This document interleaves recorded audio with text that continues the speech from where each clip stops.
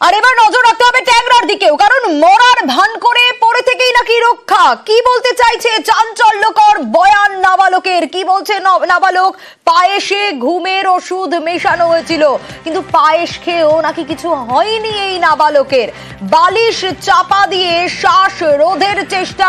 কে চেষ্টা করেছিল এরকম? কাকা নাকি চেষ্টা করেছিল, এমনটাই বয়ান দিয়েছে প্রদীপ। আর তারপরই মরার ভান করে সে এবং বেঁচে যায় বলে জানায় নাবালক। যে ও যেহেতু যোগ ব্যায়াম করতো, অনেকক্ষণ নিঃশ্বাস ধরে রাখতে পারতো। তো কাকা ওর মুখের উপরে বালিশ চাপা দিয়ে রেখেছিল যাতে ও মরে যায়।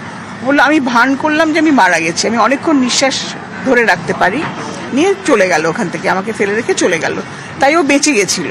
ওর মধ্যে আমি কোনো বিটারনেস দেখিনি, ওর মধ্যে একটা কষ্ট আছে যে আমাদের ব্যবসাটা দাঁড়ালো না, সেই জন্য বাবা এবং কাকা এটা করলো। রনকের কাছ থেকে আরো ডিটেল জানবো। রনক, এই প্রদীপ যে বক্তব্য জানিয়েছে বা যে কথা বলেছে তা তো এক কথায় বিস্ফোরক। তার কাকা, যেরকমটাই অভিযোগ ছিল যে এই দুই বউকে এবং মেয়েকে তার কাকা প্রসূনি মেরেছে, সেক্ষেত্রে প্রদীপকেও মারার চেষ্টা করেছিল। একেবারে আজ যখন শিশু সুরক্ষা কমিশন এনআরএস প্রদীপকে দেখতে আসে, ঠিক তখন তিনি কিন্তু তাদেরকে চাঞ্চল্যকর বয়ান দেন।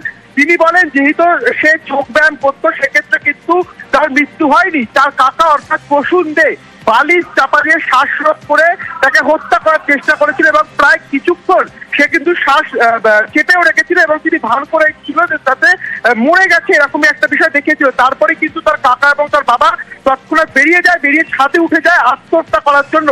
অর্থাৎ এই যে নাবালিকার যার ফলে মৃত্যু হয়েছে বিষক্রিয়ার ফলে, সেই পায়েসই কিন্তু এই নাবালককেও খাওয়ানো হয়েছিল। তো যেই তো সে যোগ ব্যায়াম করতো, সেক্ষেত্রে তার কোনো এফেক্ট পড়েনি। তারপরে তার মৃত্যু নিশ্চিত করতে প্রসূন দে বালিশ চাপা দিয়ে শ্বাসরোধ করে তাকে হত্যা করার চেষ্টা করেছিল এবং সেখানেও সে রেহাই পায়। তারপরে তিনি দেখে তার বাবা এবং কাকা ছাদে উঠে যায়, আত্মহত্যা করার চেষ্টা করে।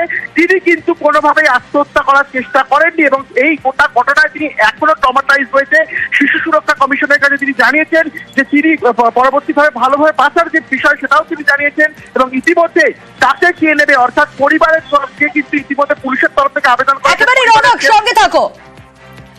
আর নজর রেখেছি আমরা এই যে আত্মহত্যার পরিকল্পনা, সেই আত্মহত্যার পরিকল্পনা ছিল বাবা কাকার, অর্থাৎ প্রসূন আর প্রণয়ের। সবাইকে মেরে আত্মহত্যার পরিকল্পনা, মা কাকিমা বোনকে মেরে আত্মহত্যার চেষ্টা। আর শেষ মুহূর্তে বাধা দেন মা কাকিমা, খুন করে আত্মহত্যার চেষ্টা প্রণয় প্রসূনের। শিশু সুরক্ষা কমিশনে এমনটাই বয়ান প্রদীপদের।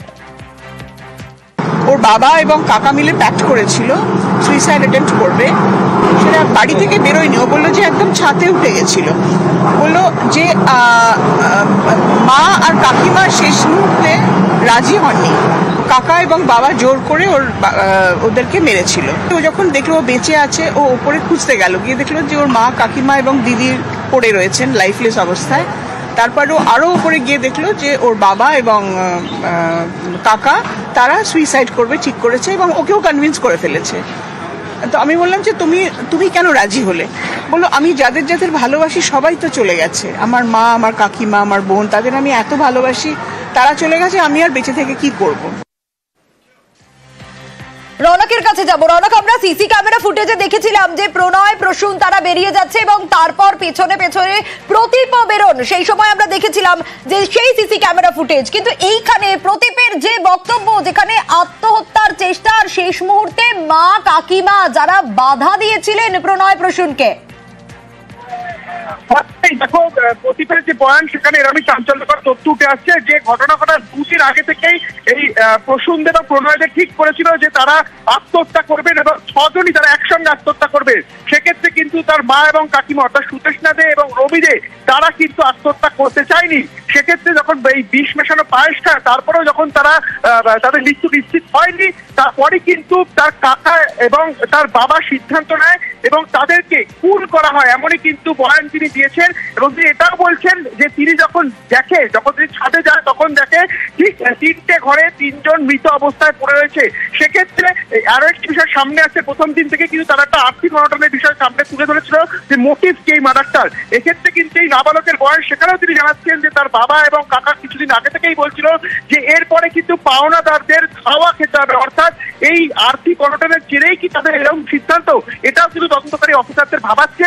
কিন্তু এই নাবালকের যে বয়ান, সেই বয়ানে চাঞ্চল্যকর তথ্য উঠে আসলো যে আত্মহত্যা দুদিন আগে থেকেই তারা প্রি প্ল্যান করেছিল, কিন্তু পরে গিয়ে তার মা অর্থাৎ সুদেষ্ণা দে এবং রমি দে তারা কিন্তু আত্মহত্যা করতে চায়নি। সেক্ষেত্রে বিষক্রিয়ার জেরে তাদের তিনজনের মৃত্যু না হলে মৃত্যু নিশ্চিত করতে কিন্তু এই সুদেষ্ণা দে এবং রমিদের হাতে শিরা গলার নলি কাটা হয় এবং সেক্ষেত্রে এই নাবালককে বালিশ চাপা দিয়ে শ্বাসরোধ করে খুনের চেষ্টা করে পশুন দে, এমনটাই কিন্তু তিনি জানালেন। একেবারে চাঞ্চল্যকর বয়ান প্রদীপের। বেশ।